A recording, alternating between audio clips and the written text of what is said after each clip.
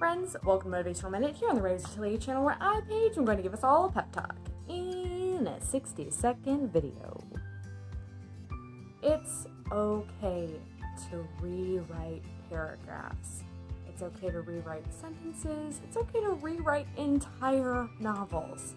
In fact, sometimes that's just kind of what we have to do. I think it's always good to save your work, distance yourself for a moment before you go doing anything crazy drastic. However, there is no harm in opening another document and working through a scene through a different character's perspective, just in case you're not understanding where they're coming from.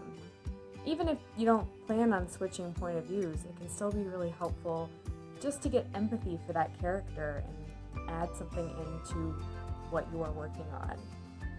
Be experimental, have fun, don't be scared to rewrite. I will see you next time. Subscribe for more motivation and inspiration. Check out all links below, and I'll see you again on Monday. Bye, everyone.